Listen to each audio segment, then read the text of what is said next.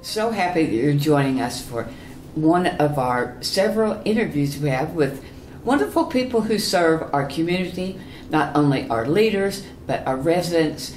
And we're delighted to have with us today Ron Kelly, who is the President and Chief Executive Officer of Epworth Villa.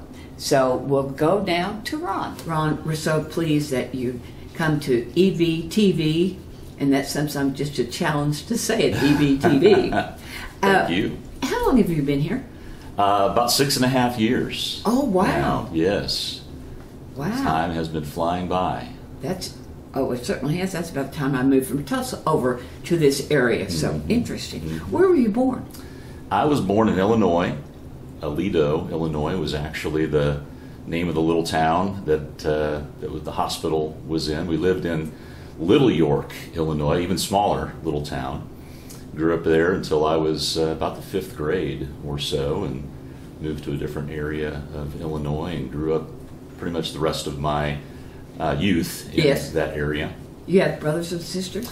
Yes, I have one brother and one sister. Oh. They, in fact, are coming to Epworth as we speak. Right now, recording this. My sister is on her way. My brother just got in last night. It's Memorial Day weekend.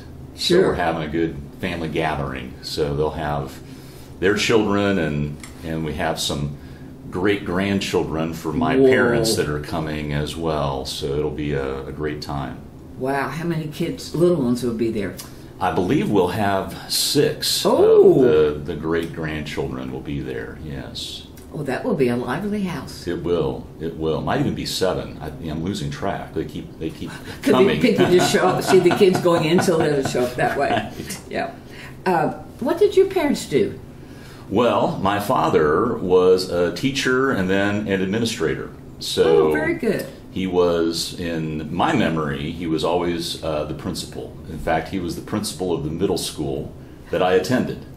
So that was an interesting experience. And I never did get sent to the principal's office, by the way. I just want you to know. You just had to go home to him every day. Every once in a while, yeah. Yeah. Well, my father was a coach, so he was always in the building. Right. So I was always afraid to get in trouble, so I didn't. Well, that was kind of the way I was, too. It was great. Yeah, and my mom, she stayed at home for the younger years, and then about the time I went to school, she actually started working at a bank. Oh, and very continued good. that for many years. And where did you go to school? College? Well, I went to college in Illinois State University, which is in Normal, Illinois. Oh, that's right. I've heard some great stories about Normal. Right, right, yeah, kind of a strange name, but Normal, Illinois, kind of Bloomington Normal is the twin city that is there. Studied accounting there and got my CPA degree or a certificate after I graduated, and worked in accounting for a little while after that. Obviously, you liked it. Well, to go into it. Yeah, I did. I discovered accounting wasn't my thing, so I could do it, but it wasn't something that I wanted to do forever. And so I call myself a recovering accountant. That is good. Yeah, because there are lots and lots of stories about that. Yes. So it's been helpful. I've really drawn from that, but I enjoy what I do now. Well, that is wonderful. So tell me, after you got out of college, what was your first job? Well, I actually worked at a CPA firm, and as a CPA, and did auditing, and did a lot of nonprofit audits and some tax work as well. It was a smaller firm, so we kind of did everything, and did that for about 3 years or so, 3 or 4 years. Yeah. Then obviously you changed directions. Yes, and one little twist that God had in our lives was we sensed that perhaps some kind of a ministry was in our calling, and so I actually went to seminary. My wife and I, as we prayed about that, made that decision, and that moved us to Indiana from Illinois, and we spent several years in seminary there, and I was working while I was going to doing your accounting, your CPA stuff. Still doing my CPA stuff, and we started having a family as well while we were in seminary, and ultimately decided that due to some financial problems that the seminary was having, we were going to have to make a change, and so God worked it out that a friend of mine had a position, CFO position, at a retirement community that was not too far away, and so I interviewed for that with my CPA background. It was a good fit, and it was a ministry because it was also a United Methodist community in Indiana. Wesley Manor was the name of that. And I'm a strong believer in God things. Well, of course, yeah. Wow. And we enjoyed that. I was there for almost 17 years, actually. Whoa. Yeah, and started out as the chief financial officer. Did that for 6 years, and then the friend who hired me sort of got promoted. He went to a larger community, and so they hired me as the CEO at that point in time. And so I did that for another 10 years or so. Wow, that's fascinating. Yeah. Whoa, so did you leave that place to come here? Actually, there was a stepping stone to... I wasn't doing my math very good. right. In between Wesley Manor and Epworth Villa was a place called Presbyterian Village North in Dallas. So we spent about 5 years. I was the executive director there of a pretty large campus in Dallas, and we really enjoyed our time there, and it was kind of nice to get out of Dallas, though, I must admit. I was just going to say, it had to be a huge change from Dallas traffic to Pennsylvania. Yes, yeah. And when I was there, I had a pretty long commute, too. Oh. So it would take me almost an hour to get to work, and I live like a mile from Epworth, so yeah, let me think here. I could walk faster than I could have driven to my previous job. Wow. So, really so enjoy that. How did you find out about Epworth?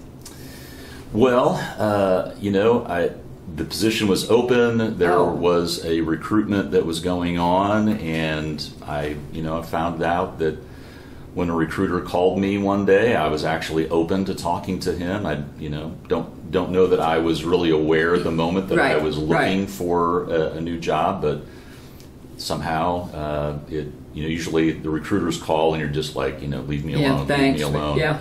But that time I actually listened, and anyway, learned more about Epworth and kind of fell in love with it. And my wife gave me a little bit of a criteria because most of our kids had come down to the Dallas area, and so we were thinking, they're most likely could stay in that area. And she said, well, we need to stay within 3 or 4 hours of the Dallas, but we could move. And so we met that criteria here at Epworth. Wow. But as it turns out, we only have one of our 5 children that's still in the Dallas-Fort Worth area. Good. Another's in Georgia, and all the rest are now here. They've moved up to the Oklahoma City area. Some chamber would have to be following you saying, let's look at your record and your kids. That's a great...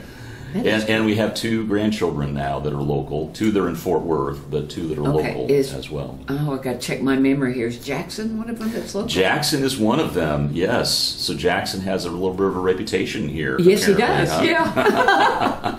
I'll let him know. Yeah, please do. He has to be a pretty big boy. I mean, 4 or 5 or... He's started, well, he's a little over a year old now. So. Oh, really? Yes. Wow. There goes my brain. What there was of it. You cut that too. Good. And he's doing well. He is doing well, yes. A few hiccups. He was premature. So he got off to a little bit of a slow start. He was in the ICU I do remember unit there for a while. But, after, I think it was about a month or so, he was able to come out of there. And he's still a little behind in terms of not being, as bulky as he might be in the future, but he's catching up. Oh, good. Yep. Good. He has a brother or sister? No, not yet. Fingers crossed on that. Maybe someday, we'll see. But he does have a cousin locally here. Oh, good. Yes, Elia is her name, and she's our oldest daughter's firstborn. And beautiful name. Yes. So she's, about 6 months old now, I suppose, maybe a little under that. Wow. Mm-hmm. Oh, it'd be great timing for Christmas. And I'll give you my advice about Christmas. Oh, please. After, Yeah. Where have you worked or been around an organization like us to be working with elementary? You know, Scissortail. I have not actually. You know, we did have a school when I was in Dallas. There was an elementary school that was across the street, and we had, you know, a nice relationship with them.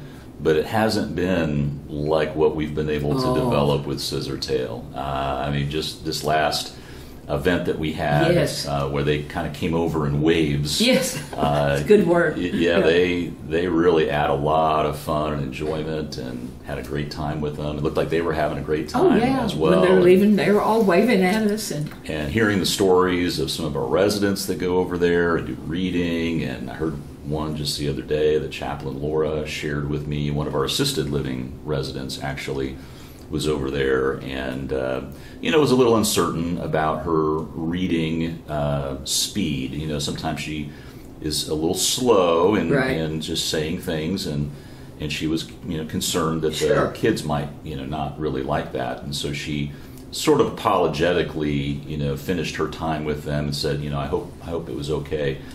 And the story that Laura told me was the kids were so gracious, and they were so helpful to her and encouraging to her. So there's this really great intergenerational magic. Right. I have been reading over there, and the first time I went, I thought everybody had heard of Horton Hatches the Egg, but they had never heard it. Isn't that something? So I'm reading, and I mean, they're just glued on my face. And I stopped at one point when the hunters were going to shoot Horton, and the little boy said, "Is he going to be okay?" I said, "Yes, sweetheart, it's going to be okay." But they get into it. They were wonderful. Isn't that great? I can't wait to start this next year. Good. Well, thank you for doing that. That's wonderful. Well, I get more out of it than they do. Yeah. Because I don't think my own paid that much attention. No, I'm kidding. What's been your biggest surprise here? Is anything that you didn't expect? Wonderful, positive surprise. Yeah, you know, I think just like the resiliency of Epworth, we have had a history here that's had some ups and downs, right? And so I didn't really know what to expect, but the way that the community has supported Epworth and vice versa, and just the sort of the integral part that Epworth plays in this community, I would say it's probably a little surprising, very positively surprising. Oh, good. I just haven't quite seen that before, and I think it's a testament to Epworth. It's also, you know, says something about the Oklahoma City community. You know, they say it's just like a big small town, yes, right? And so it is. There is that sense of, you know, we've got your back, Epworth. You know, kind of feeling that I get, and boy, that's a great feeling. Well, everybody that I've met here in the 3 years I've been here, this is home. Yes. It's not the home, but it's home. Right. The place you call home. Yes, absolutely. Mm-hmm. Absolutely. Is there anything you'd like to tell us? Well, you know, I think for me, what I would like to communicate is just how much I value the community that we have. And it really is amazing. I mean, I hear so many stories of how residents are helping one another, encouraging one another, and they're, you know, I just would offer to folks, if you haven't gotten engaged, what you're missing out. There are some amazing, beautiful, loving, compassionate, smart, compelling people. Yes, that are absolutely. Here. And so that's, you know, if anybody's listening that needs that encouragement, and I know it can take a little while to get engaged. It's a big step. It is. Big change in life, but, you know, as you get more comfortable, that would be my plea for folks is get engaged. When I came here, I mean, add another 3 years to that, I would never have said to anyone, I'm going to live at Epworth, because that was never a consideration. Right. And then it's like, this is home.